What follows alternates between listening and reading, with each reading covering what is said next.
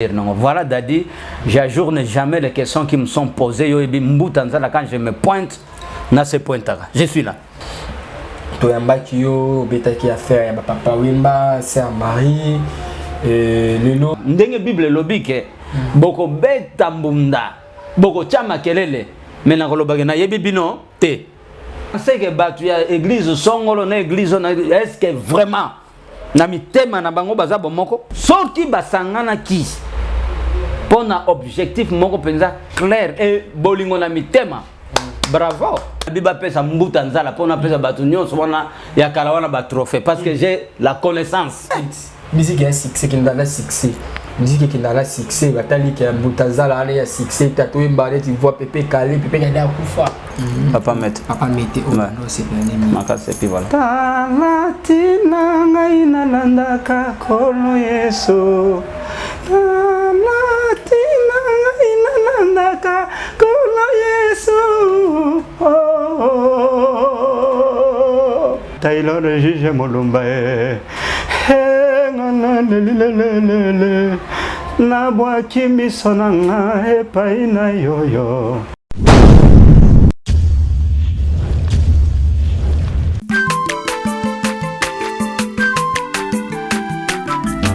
Aza mwana moto te po akosangai abongwani pete po awangana Nzambe ya le Nazarien, le Nazarien, le Nazarien, le Nazarien. Ebana kitoko koma mokondima atako bapakolaki mafuta na mosakolima lelo ya yo bolingo ebateli le Nazareth lipamboli oyo monana katempeni mama kantelobi kolapie mapapu masope mafuta tokokesikana longo na Nzambe oyo babenga na makomi Efada, thank you Fada, cher ami fidèle, la maladie nous sont toujours. Bonsoir Kalibakou, ya kwanda mission na 4 chaîne Abino ya les Nazareth TV na 4 émission la Table des Saints. Où ils a présenté par votre humble serviteur Dadi Mukwaya. Je dis un grand merci l'équipe Mobimba ya les Nazareth TV. Je dis un grand merci à la sœur Vendédé Mama Tiffany Moko pour la confiance au Pessinga. Je dis un grand merci na Jires et na Hervé Ozansi la caméra. Pourquoi pas l'équipe Mobimba ya les Nazareth TV na Pessinga. Vraiment merci et béni. Le Table des Saints nous allons inviter le pasteur Mbouta Zala, c'est avec lui nous allons nous entretenir tout au long de cette émission. Restez branchés, restez connectés dans votre chaîne Les Nazariens TV. Avant d'abord de présenter l'homme de Dieu, le pasteur Mbouta Zala, l'ancien à la régie, à Tchazo vraiment cantique aux audifiés, Bananzam, le Sana Bananzam, le sac comme on conduit à la série de Dieu, Maman Tiffany Mokwa, et puis on se retrouve après cette chanson.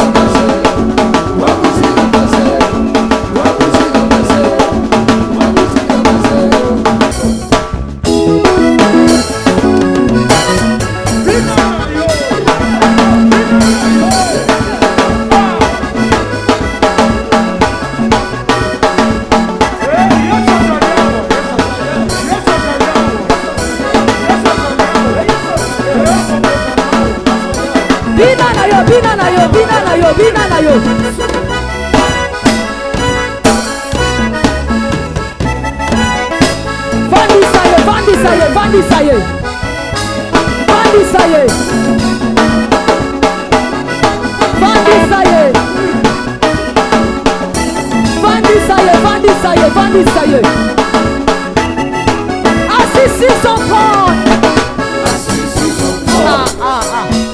Bandit, ça y est, on y va. Assis sur son trône. Assis sur son trône. Afandi. Assis sur son trône. Que la zone pardon.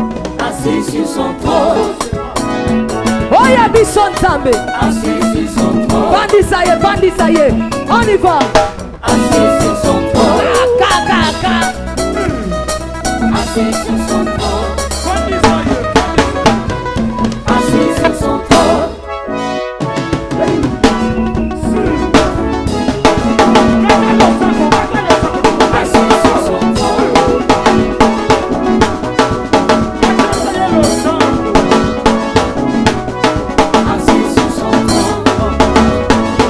Voilà, na émission ça plaisir na Philomène Mukwaya, le sac comme conseil vraiment plaisir na Philomène Mukwaya, noter ma bivette le mot pourquoi pas à 3 fois boss Jack depuis France na émission on le sac comme on dit et ça est vraiment plaisir de bon voyage d'abord, bon voyage na par mon oncle PDG depuis la France céleste Alvin Béa. Bienvenue, un bon séjour à Paris. Lui, de jours comme déjà mon oncle Alvin Béa, ma beauté et belle si vous avez on a l'ambition. C'est Hervé Ozasi, ma caméra, from caméra, l'homme de Dieu, le pasteur Mbutajala chante. Bonjour, l'homme de Dieu. Bonjour Daddy, et que le bon Dieu vous bénisse abondamment. Et puis, nous allons remercier encore juge, le manager valable, Motoyo à Côte Sanganandela, YouTube. Donc, nous allons essayer quand je passe parce que très reconnaissant envers Taylor Juge Mudumba. Puis nous allons couper sous Mbote, Nzamba Pambola et puis à Pambola. L'artiste Mounene au Afrique du Sud, papa Lex Lema. Oyo vraiment azali pe ko travailler na structure ya lumière oyo azali ko sangisa artiste ya ndenge na ndenge pona ko beta ba concert par-ci par-là uniquement pona ko soutenir kaka ba moins faible ba orphelin ba veuve ba enfant abandonné non nzambe ya pambola pia pambola Nazarie Mobimbana boss na yango vraiment na luba toujours pa maman Tiffany. Maman Tiffany non bato ya boyeba zarata 10 na mboka je pense que mboko oyo eko changer na dire non voilà Daddy j'ajourne jamais les questions qui me sont posées yo ebi mbuta nzala quand je me pointe na ce pointaka je suis là hein comme ça va vite hein au moni au bandi bon Vita c'est une grande équipe équipe moko ya makasi ya mboka na biso façon na bango ya kobeta bala en tout cas je pense que bango nde bapesa bato esengo hein quand vous suivez ndenge bazo beta bal Vita champion saison passée donc vraiment na sepela mingi na Vita on veut beti vers joueur Mbutaza chaque jour numéro 9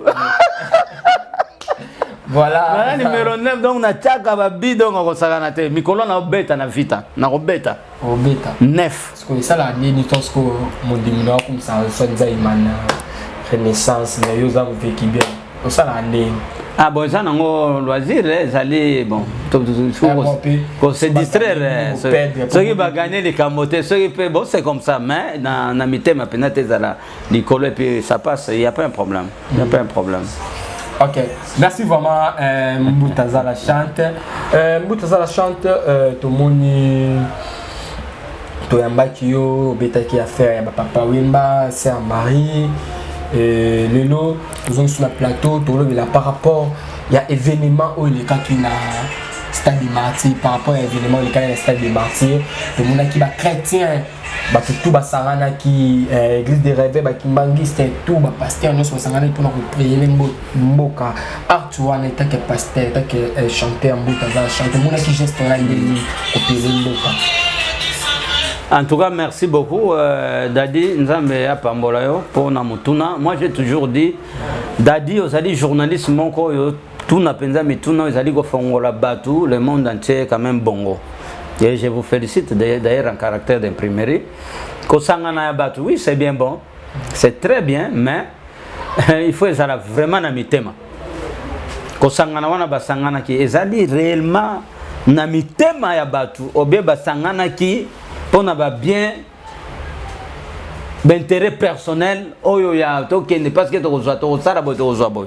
Donc il faut ezana mitema parce que c'est que nous sommes en train de vivre même na ba est kuna na mona ba image mususu mutu bazokate penza na mbeli boy kingo non c'est formidable donc ezama ka moko il faut au fond de nous donc na mutema na biso donc soki basangani penza ke na mutema penza bazui fardo alikambo wana j'ai dit bravo mais soki eza likolo non ezali ko sangana pamba ndenge bible lobi ke boko beta mbunda boko chama kelele mais na kolobage na yebi bino te. Donc ça dit, je vais dire ici que bato bondelito, ça dit 40 jours, 40 nuits. Mais en réalité, bondelité. En réalité, bondelité. Boko bonde la pendant que bon moko ezali dignité et unité wana. Bolingo wana na mutemo lobby Bible lobby, aime ton prochain comme toi-même. Est-ce que vous pensez que batu ya église songolo na église est-ce que vraiment na mitema na bango baza bomoko baza vraiment bomoko même ndenge basangana kiwana est-ce qu'ils sont vraiment unis de la part de notre Seigneur Jésus-Christ de Nazareth? Parce que mutu mususa ko okende kuna bina kombo ya tata nzambe mbuta nzala na kombo ya tata nzambe Lex Lema mais Lex Lema mbuta nzala azan nzambe te azali petit azan soki ndenge nini oyo balobi ke ezali présentativité amaka moko boye o babible ozokomi ko adorer mutu moko songolo tosangani tosangana kina kombo nini kombo ya nzambe nini. Donc c'est ça le problème. Le vrai problème soki basangana ki pona objectif moko penza clair et bolingo na mitema bravo. Mais ce qui est ça, parce que tout le monde a payé, tout le monde parce que tout le chef de l'État pour 10 francs, et puis on a payé tout le monde parce que on a quitté. Vous voyez? Et comme on a makambo biso to monaka, oh bateau babanda ba musique boy tozo couronné bango to pesa bango ba trophée. Mais muto bo pesa zana connaissance même pas ya musique ya mboka oyo. Azana connaissance même pas. Muto ba pesa zana connaissance. Muto bo pesa responsabilité. Koluka bambiaka bato oyo babanda musique lokola na mboko par exemple boy. Donc pour na ye akozo même n'importe qui azo pesa ba trophée donc l'ignorance ti. Donc ce qui basangana qui c'est très bien. Vraiment Nzambe azo lokumu pe ayo ke la bango ce de quoi basangana kombo Jésus-Christ de Nazareth pour Nzambe ayo ke la biso mawa na mboko yo. Je dis merci de tout cœur. Mais où t'as la mitema? Et où t'as la mitema? Où tu n'as pas Rolanda Ozolo par rapport à n'importe qui basé à une musique qui a mboka ote ba PC abana opona ba pesa ba trophée netisiano yo mutuni okoza par rapport ya oba ko PC responsabilité. Il y a tous les musiciens chrétiens là-bas dans la carte netu ni a mérité poste wana. Bon baza et belle faut pas ça mutu moko azana connaissance ya banal mais nako ko lobate wana prochainement déjà la carte émission prochainement ba pesa ta mbuta nzala bo pesa ngai pona ko na yebi makamundenge ni mbuta nzala pas trophée. Donc le vrai problème c'est quoi nazimso mbuta nzala donc totara papa na biso oyo ba José Nzita totara oyo ba na lobby boye na répéter na biba pesa mbuta nzala pona pesa batu nyonso wana ya kala wana ba trophée parce que j'ai la connaissance ya makambo wana. Non, la Bible dit il fait grâce aux humbles, il résiste aux orgueilleux. Je n'ai pas dit que na leki mutu moko te. Oleki papa frère Patrice. Na lobby na leki mutu moko te. Olege na nini na poni? Dia za connaissance la musique à Congo te. Hein?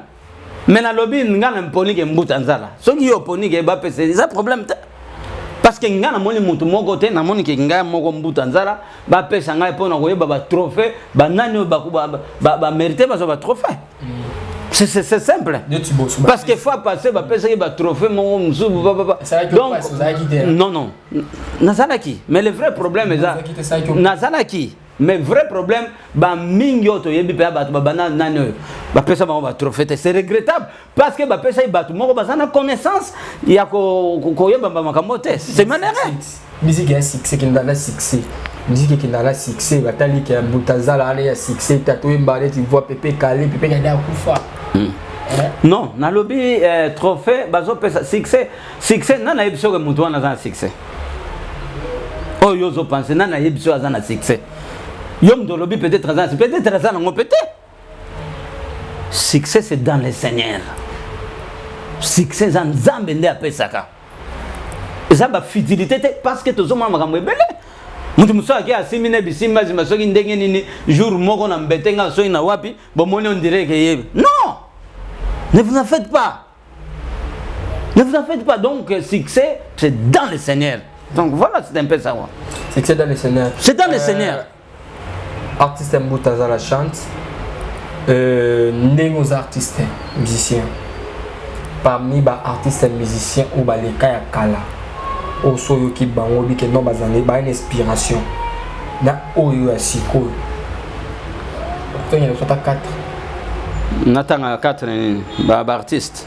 Au chrétien, au musique, inspiré par Jésus, par le Saint-Esprit. Bon, moi, je vous ai toujours dit, Kala, même l'élo, la Bible est à Moko, hier, aujourd'hui, demain, le lendemain, le surlendemain, la Bible est à Moko changé.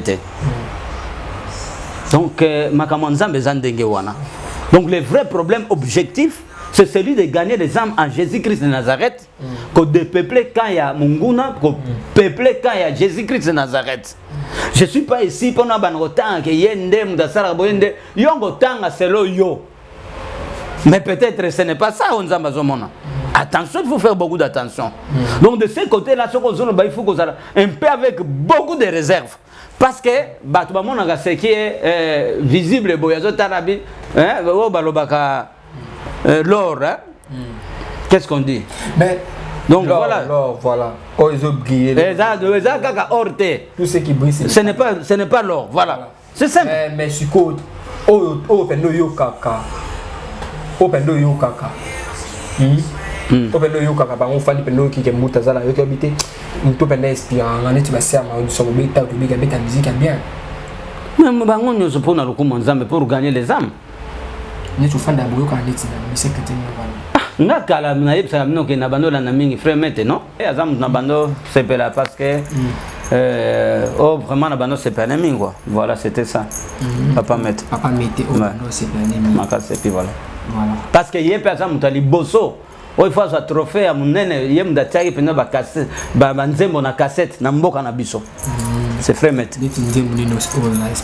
talatina te talatina na ipepe kale ndenge na kimbuta nzala obe ipepe kale ipepe kale na kimbuta nzala et puis na oyema na kimbuta nzala te na oyema kaka na ki frère mete est-ce que na kokoka ya bano ta bilongo on dirait ba l'ex lema to ali kolo wana talatina ngai na landaka kolo Yesu talatina ngai na landaka kolo Yesu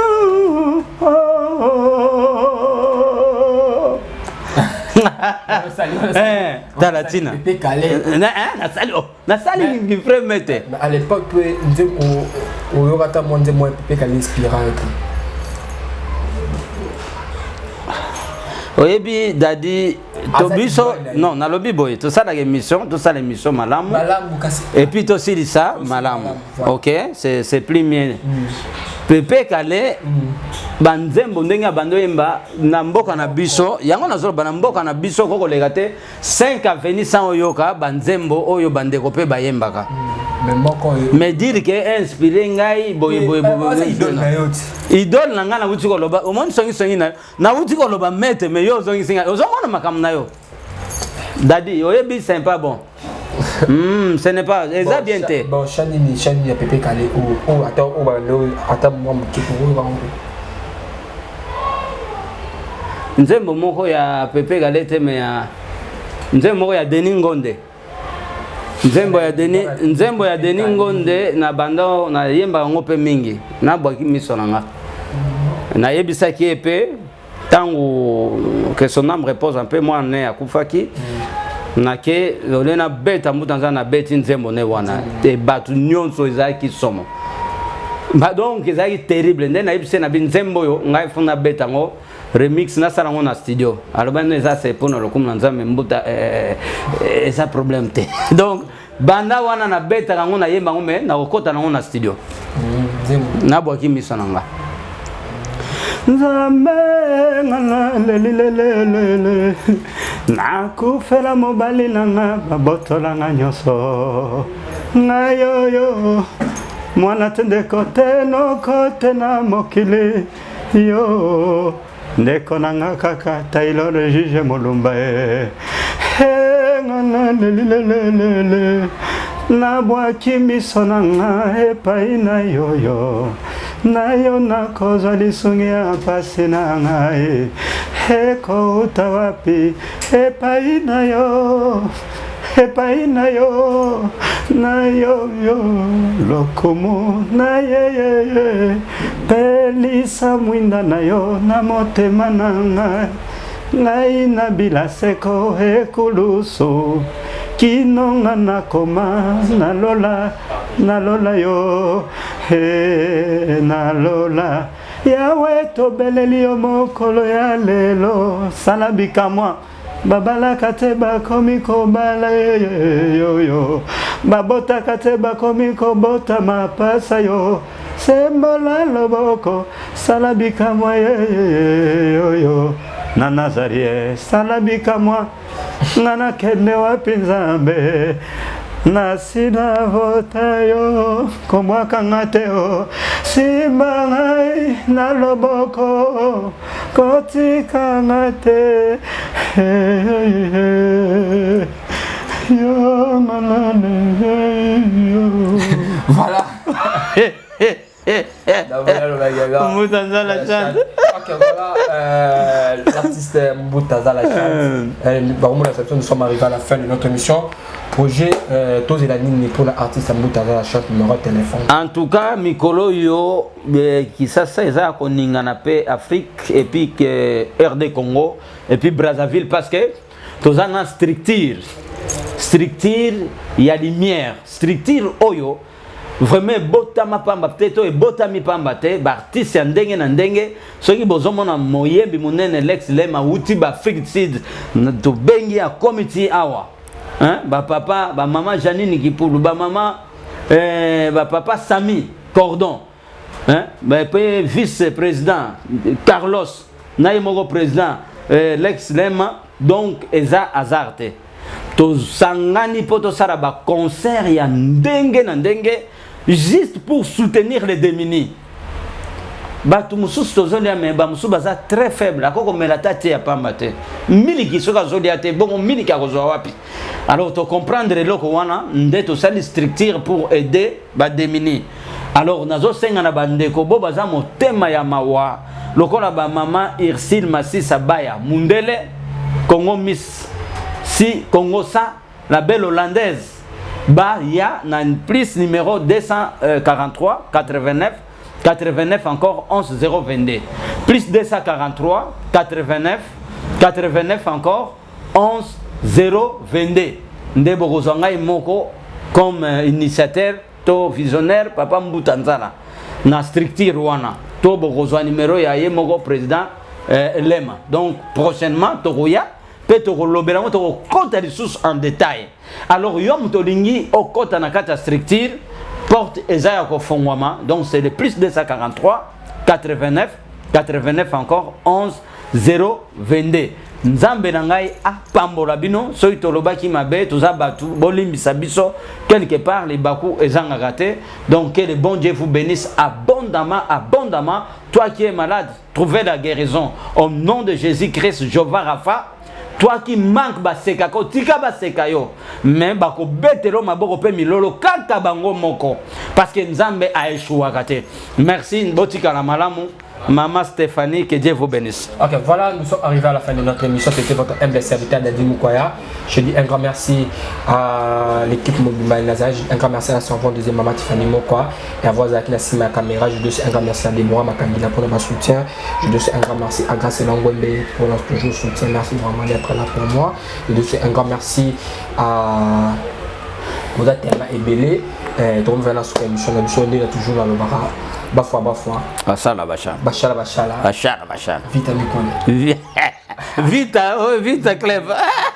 On se retrouve à la prochaine. Bye bye.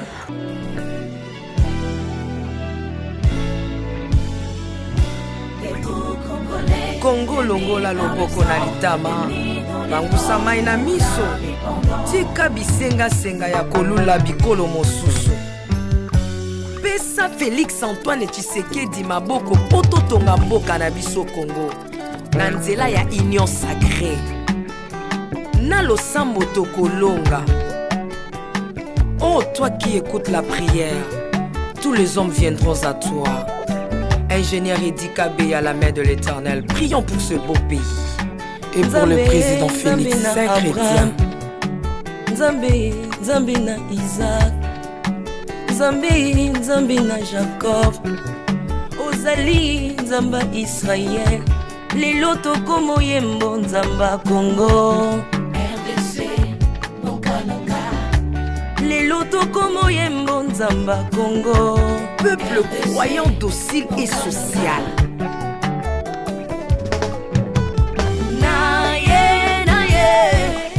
Naye bisayo makambo sali na bokonzi ya mboka nanga Congo.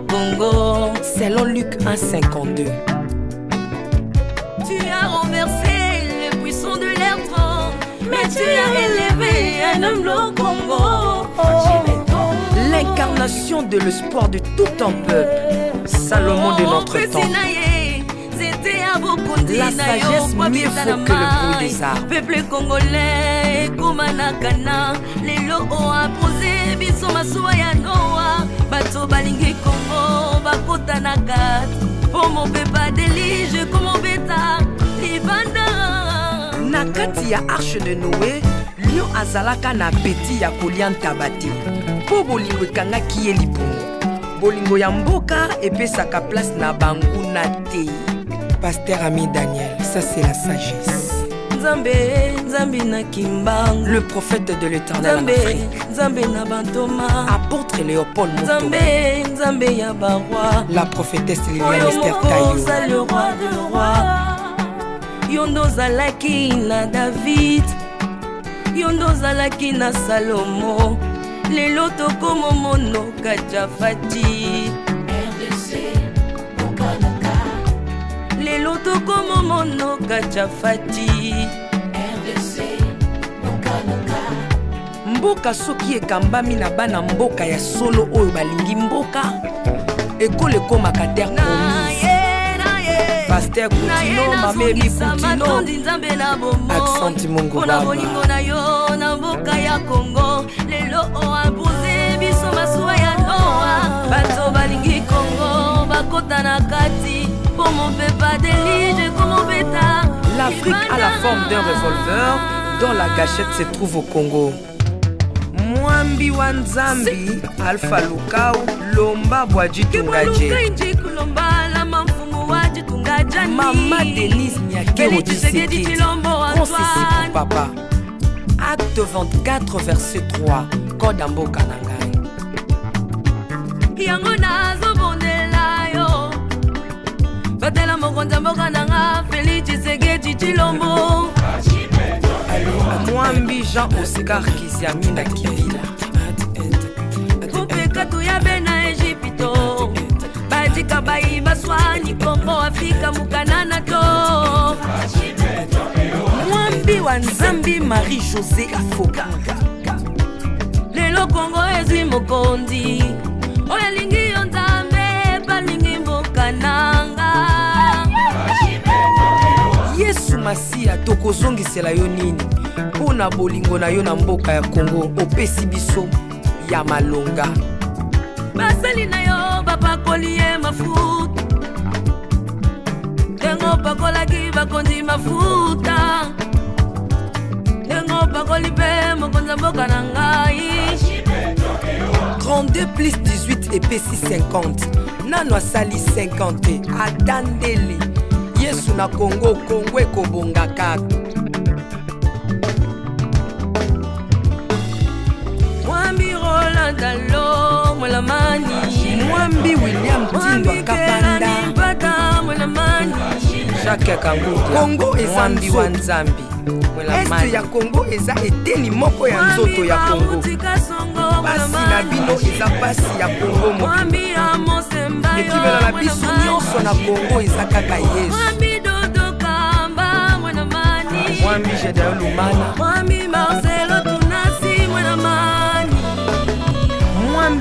François Moutombo, voici l'homme Mwena Mani. Pona Bokondi Congo Afrina Union Africaine yaka to célébrer. Okoki kozala na tendance na yo. Kasi oyo ezali likambo ya mabele. Célébrer. Ah, Mwambi Godempo, roi de roi Jésus-Christ de Nazareth. Mwambi Tambuluko, tu as un Mwambi Jean Bosco Kindomba, Israël Lamani. Le pasteur Freddy Odiembo. Voici comment l'Éternel a tendu sa main dans mon pays en nous donnant ses bons présidents Félix Tshisekedi. Le Congo doit changer parce que vous avez un beau pays. Et je vous fais le serment que d'ici la fin de mon mandat, vous allez voir un Congo nouveau.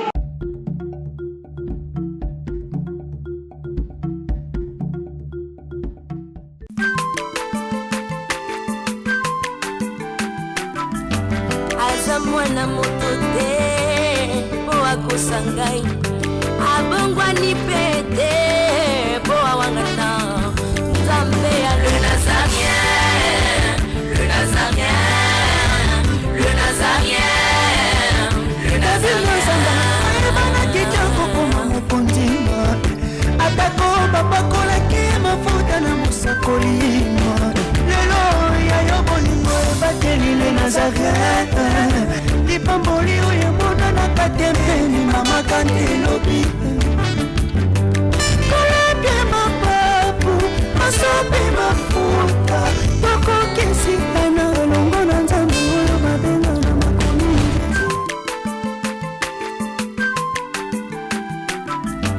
Aza mwana moto te po akosangai abongwani